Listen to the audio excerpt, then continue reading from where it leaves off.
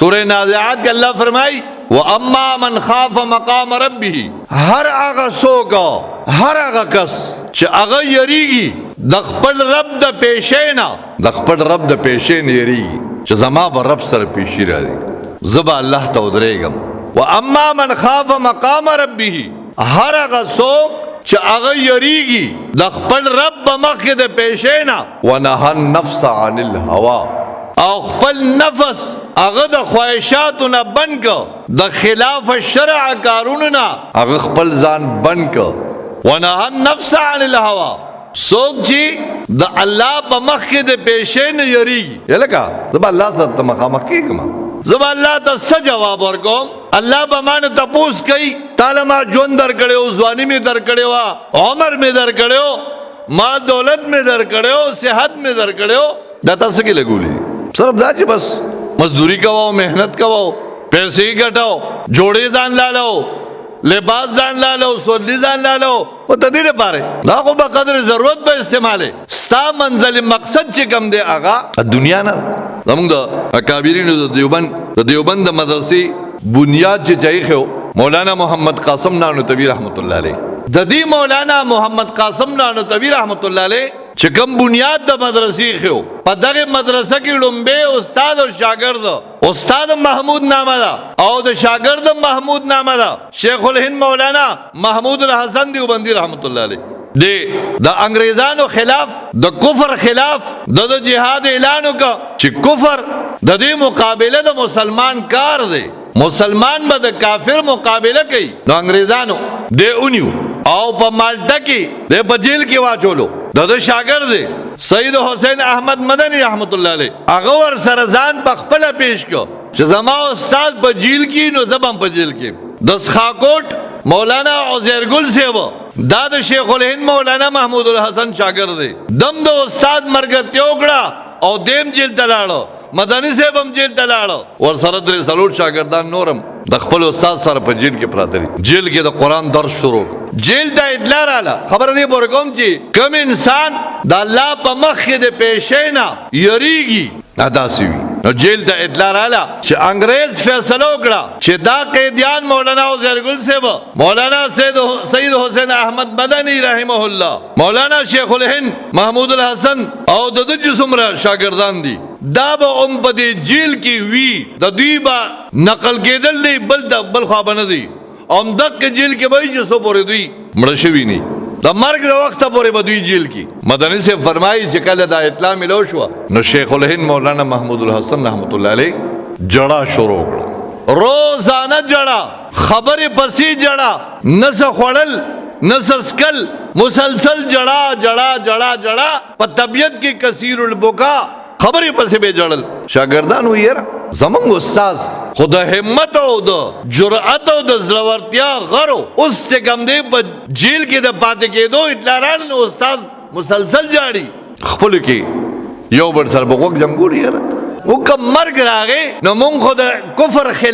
د کفر خلاف حق ہر حال میں حق بات کہیں گے ممبر نسائی برسردار کہیں گے مونږ خو به کم دی د حق مرګتیا کوي د کفر مقابله دا نو کوم مرګ راغی نو مرګ خو زمونږ د شهادت وي مونږ له خو مرګ د شهادت او د مسلمان لپاره خو د شهادت د ټول نه لوی مقام دی شهادت خو هغه مرتبه ده چې زمونږ اسلافو د الله نه غوښته ده عمر فاروق رضی الله عنه اللہ تعالی سجد کا وی اللہم ارزقنی شہادتا فی سبیلک یا اللہ مال استا پلار کی شہادت راکی زمان استاد محترم حضرت شیخ حسن جان شہید رحمت اللہ علیہ شیخ الحدیث مولانا ادریس سے فرمائی کل چاگوی وفات شویو دو وفات پورت بانی داگوی ندا خبر موردلی وا وی حضرت شیخ حسن جان شہید رحمت اللہ علیہ دا منا پا گرم شگو کے پا گرم ازمکہ بانے پا سجدہ بانے پروت تے سارے پا سجدہ ہی خیلے ہو پا سجدہ کے وی اللہم رزقنی شہادتا فی سبیلک یا اللہ مال استا پلار کی شہادت راکی نو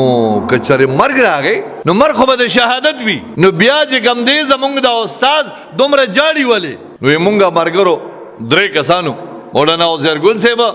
مولانا حسین احمد مدنی رحمت اللہ علیہ یو شاگرد بلو ایرالو وی حضرت تکین استو ای منگو تیجی حضرت سویم ورز دا چکر نتاسو دا اطلاع ریدلی دا چې مونږ په جیل کې همیشه د پاره یو د مرګ د وخت پورې تاسو مسلسل جاړې نو حضرت کې چې مرګ راغی نو مرګ خو به د شهادت وي نو بیا د دې دومره جړه څه مطلب دی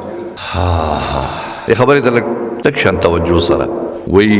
د شیخ الهند مولانا محمود الحسن رحمت الله علیه سترګې د غصې نه ډکې شوې د غصې نه سترګې سرې شوې او مولانا عزیر ګل صاحب ته فرمایي عزیر ګل ته په دې سوچ کې چې زه د مرګ نه یریږم د مرګ نه یریږم په جیل کې د همیشه پاتې کېدو نه یریږم ما سره یره دادا چې په جیل کې به مرګ راشي خو اسنه زما دا عمل الله قبول کیو کنه کی زما دا محنت او دا جدوجہد با الله قبول کیو کنه کی جڑا پدی باندې را دي چې جیل به مخرم تکلیف بم برداشت کم د الله د دین د باره به سختم برداشت کم خو جړه پدې را دي چې آیا زما د محنت به الله قبول کیو کنه کی نو الله فرمای واما من خاف مقام ربه کم انسان چې د الله په مخ کې د پیښې نه یریږي یوازې دا نه چې جمعه تراله مونږ دیو کو بس نا بار معاملاتو کې بار زندگی کې په غم کې په خاده کې په صحت کې په بیماری کې تا سره دا سوچ چې زبا الله ته ودرېږم یو د الله په مخ کې د پیښې سوچ پیدا کا او بل ونهى النفس عن الهوى خپل نفس د خواهشاتو نه بند کا خلاف الشرع خواهشات م پورا کوا نفس د هر انسان نفس ان النفس لاماره بالسوء هر یو نفس د بده امر کولو والا دی نو خپل نفس د خواهشاتو نه بند کا نو چې بند کا نو الله سوئی دو کارتو کا زما په مخ د پیښې نه یریږي خپل نفس د خواهشاتو نه بند کا الله فإن الجنة هي المأوى استاد رهائش او د اوسېدو زیبا هغه جنت المأواوي جنت المأوا پرې جنتونو کې یو اعلی جنت دی بیا واسطه د رهائش ته پاره دغه زیوي تمه عزت مندو دا درې آیتونه دي لومبي آیت کې الله فرمای اے خلکو تاسو غریبانان یې نو مونږ چې الله ته ځان محتاج وګڼو چې الله زه محتاج هر حال کې زه ته محتاج انتم الفقراء الى الله والله هو الغني الحميد او بل دا سوچ کوا الله فرمای ان یشاء زو غواړم یذهبکم الله وی تاسو بلریکم ویات بخلق جدید او نور مخلوق براولم وما ذلك على الله بعزیز دا الله تګران نه ده د الله سره تعلق پیدا کی د الله کتاب سره